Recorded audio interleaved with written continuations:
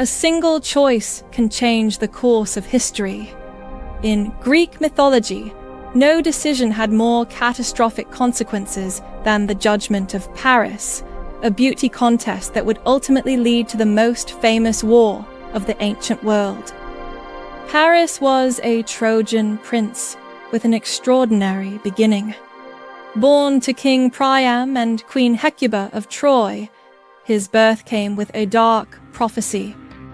Hecuba dreamed she gave birth to a flaming torch that would consume the city. Fearing this omen, the king ordered the infant abandoned on Mount Ida. But fate had other plans. Paris survived, raised by shepherds, growing into a young man known for his fair judgment.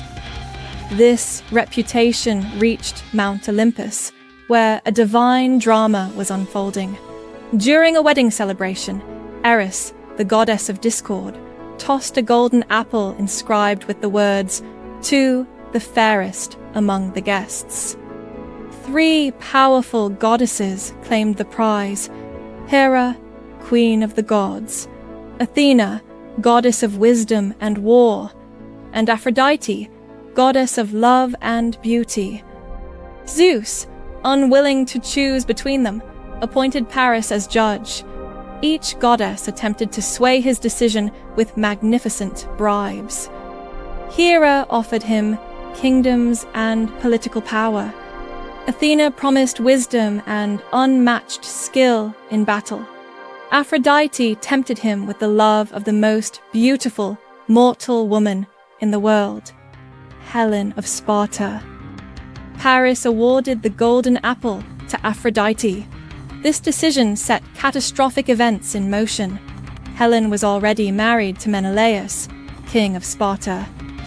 When Paris visited Sparta, he and Helen fell in love, thanks to Aphrodite's divine influence, and fled together to Troy.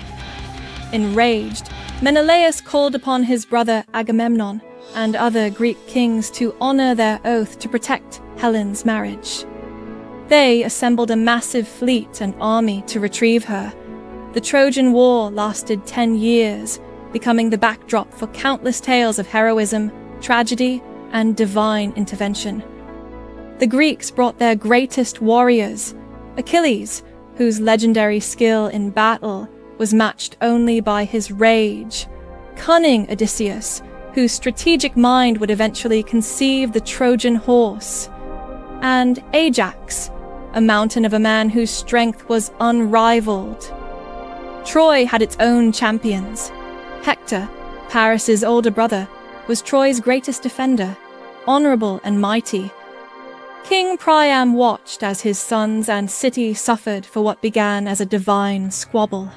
The gods themselves took sides, with Apollo and Aphrodite supporting Troy, while Hera, Athena, and Poseidon favored the Greeks.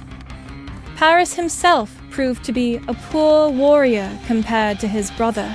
Though he managed to kill Achilles with an arrow guided by Apollo to the hero's vulnerable heel, Paris was later wounded by a poisoned arrow. He sought healing from his first love, the nymph Oenone, but she refused out of jealousy. When she changed her mind, it was too late.